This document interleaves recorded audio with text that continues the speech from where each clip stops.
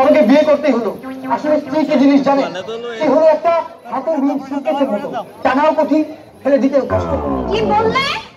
আপনারা জানেন হাজবেন্ড মানে কি? ওটা এমন এক ধরনের বাদ্যযন্ত্র যা স্ত্রীরা বেলুন আর খুঁটি দিয়ে বাজিয়ে থাকে।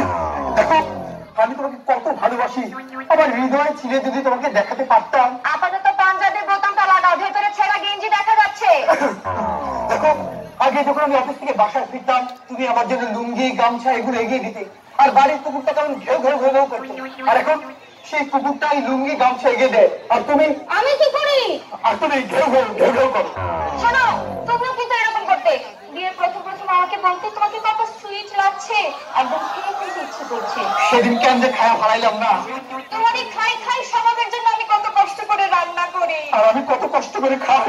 মানে মানে তোমার খাবারের স্বাদ গোবরের মতো। তার মানে তুমি গোবরও টেস্ট করে দেখেছো? শোনো, আমি আজকে নিজ হাতে তোমার জন্য রান্না করব, বলো কি খাবে?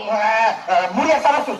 বাজে কথা বাদ দিয়ে যাও, বাজার থেকে একটি জন্ডিসওয়ালা মুরগি নিয়ে আসো। জন্ডিসওয়ালা মুরগি? কেন জানো না ঘরে যে হলুদ নেই? আচ্ছা, তুমি একটু ভালো মন্দ রান্না করতে পারো না? আমি কি প্র্যাকটিস করার সুযোগ পাই? সব দোষ তোমার, তুমি তো সমস্ত রান্না করো। আপনারা ভাবছেন আমি কেমন পুরুষ যে আমার বইয়ের রান্না সব আমি করি? আরে আমার কাপড় চোপড় ধোয়ার কাজেও তো বউ আমাকে সাহায্য করে। তুমি আমাকে পাত্তা দাও না, জানো উপস্থাপক আলী আমাকে তো বিয়ের প্রস্তাব দিয়েছে। কোথায় আলী?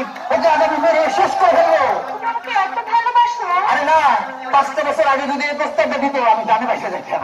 জানো জানো ওই মুনমুন মুনমুন আমাকে দেখে এমন একটা মুস্কি হাসি দিল।